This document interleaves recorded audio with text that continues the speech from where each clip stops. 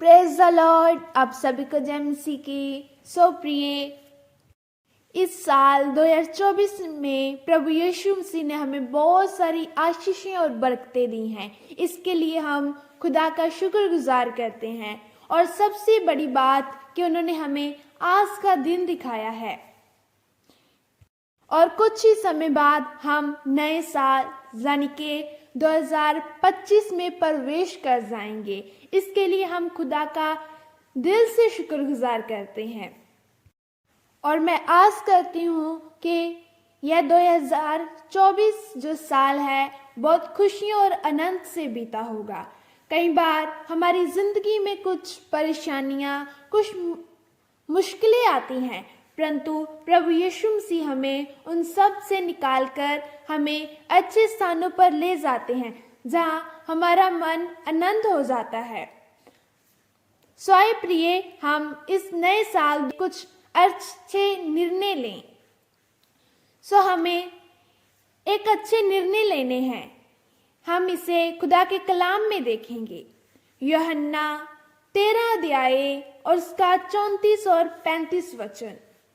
मैं तुम्हें एक नई आज्ञा देता हूँ, एक दूसरे से प्रेम रखो। जैसा मैंने तुमसे प्रेम रखा है वैसा ही तुम भी एक दूसरे से प्रेम रखो। यदि तुम एक दूसरे से प्रेम रखोगे तो इसी से सब जानेंगे कि तुम मेरे चेले हो।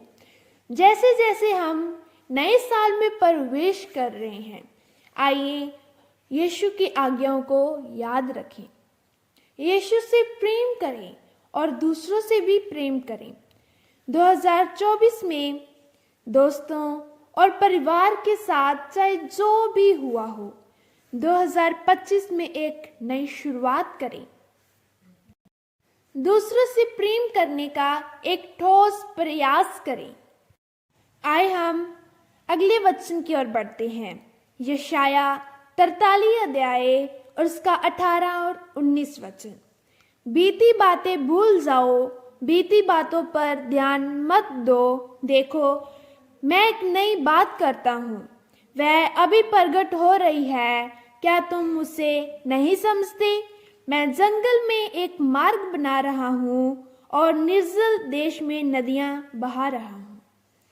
अराजकता, अतीत की पीड़ाओं और गलत निर्णयों में फंस जाना बहुत आसान है, लेकिन एक नए शव को अपनाने और पुराने शव को दूर करने में कभी देर नहीं होती।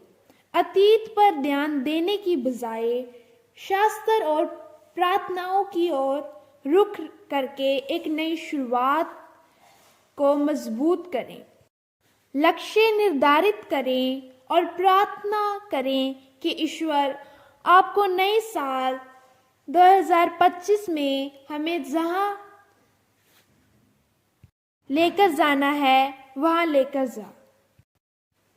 हमें अपने अतीत की ओर ध्यान नहीं देना है, अपने भविष्य और प्रार्थना की ओर मुड़ें और एक नई शुरुआत करें। प्रार्थना करें कि यीशु आपको नए साल में जहां चाहे वहां ले जाए। इफिसियों 4 अध्याय और उसका 31 और 32 वचन। सब प्रकार की कड़वाहट, क्रोध, कलह, निंदा, सब प्रकार की बुराई समेत दूर करो। जैसे परमेश्वर ने मसीह में तुम्हारे अपराध क्षमा किए, वैसे ही एक दूसरे के प्रति दयालु, करुणामय और क्षमाशील बनो। इस साल कड़वाहट, चिड़चिड़ापन और गुस्से से छुटकारा पाएं। इसके बजाय दूसरों और खुद के प्रति दयालु बनने का विकल्प चुनें। सभी को और खुद को भी माफ करें, जैसे यीशु ने हमें माफ किया है। नेगेटिव बातों को डिलीट करें और पॉजिटिव बातों की ओर बढ़ें। इस 2025 में यह निर्णय लें कि हम आनंदित रहेंगे, प्रार्थना करेंगे और सब प्रकार की कड़वाहट, चिड़चिड़ापन और गुस्सा छोड़कर दूसरों के प्रति दयालु और करुणामय बनेंगे और सबसे प्रेम करेंगे और अपने पास्टर के प्रति वफादार रहेंगे। प्रभु यीशु मसीह आप सबको बहुत सारी आशीष और बरकत दे। God bless you.